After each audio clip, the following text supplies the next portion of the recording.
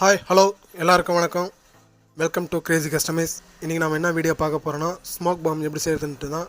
அதுக்கு தேவையான மெட்டீரியல் என்ன பார்த்தீங்கன்னா potassium nitrate, sugar, baking soda, இந்த 3 மெட்டீரியல் மட்டும்தான் தேவைப்படுது.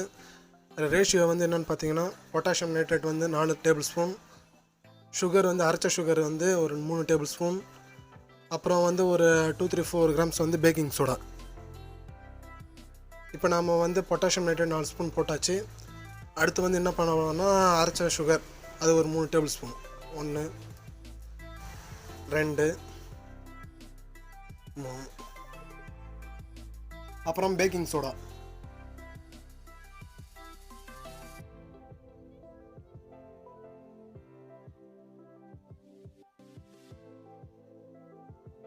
இப்போ இந்த 3த்தையும் நல்லா போட்டு மிக்ஸ் பண்ணிக்கணும். இந்த சின்ன சின்ன கட்டியாக இருக்கிறதுலாம் இல்லாத அளவுக்கு நல்லா போட்டு மிக்ஸ் பண்ணிக்கணும். ஓகே, இப்போ மிக்ஸ் பண்ணியாச்சு. இப்போ நாம் இது வந்து ஏற்கனவே நான் செஞ்சு வச்சுருந்த அந்த ரவுண்டாக இருக்கிற அந்த அட்டைக்குள்ளே நாம் செஞ்சு வச்ச இந்த பவுடரை கொட்டிக்கலாம்.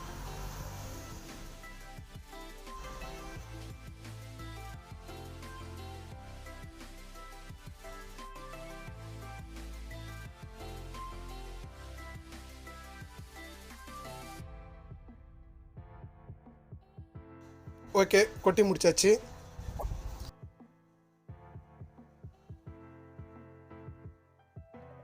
வாங்க இதை வெளியே எடுத்துகிட்டு போய் டெஸ்ட் பண்ணி பார்ப்போம் ஒர்க் ஆகுதா இல்லையான்ட்டு. இந்த ஸ்டாண்டு நிற்கிறதுக்காக ஒரு செங்கல் எடுத்துக்கிறேன். அதை எடுத்து அந்த பிவிசி பைப் மேலே வச்சுக்கிறேன், ஒரு சப்போர்ட்டுக்காக கீழே விழாமல் இருக்கு.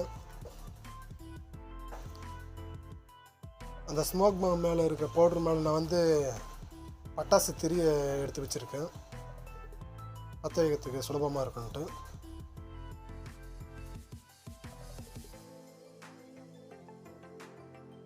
ஓகே, பற்ற வச்சாச்சு. எக்ஸைட்டிங்காக இருக்குது. வாவ், சூப்பர், வேறு லெவலில் ஒர்க் ஆகுது. எரியவும் செய்து, ஸ்மோக்கும் நல்லா நிறையாகவே வருது. பார்க்குறதுக்கு செம மாசாக இருக்குது. யாரும் சின்ன பசங்க யாரும் இதை ட்ரை பண்ணி பார்க்க வேணாம். ஏன்னா ஃபயர்லாம் இருக்குன்றதுனால சேஃப்டி முக்கியம். புகையை பாருங்கள் எவ்வளோ தூரம் வருதுன்ட்டு. நிறையா புகை வருது. இது வந்து ரொம்ப நேரம் எரியுது. மறக்காமல் வீடியோ பிடிச்சிருந்தா லைக் பண்ணுங்கள், ஷேர் பண்ணுங்கள். கிரேசி கஸ்டமைஸ் சேனலுக்கு சப்ஸ்கிரைப் பண்ணுங்கள்.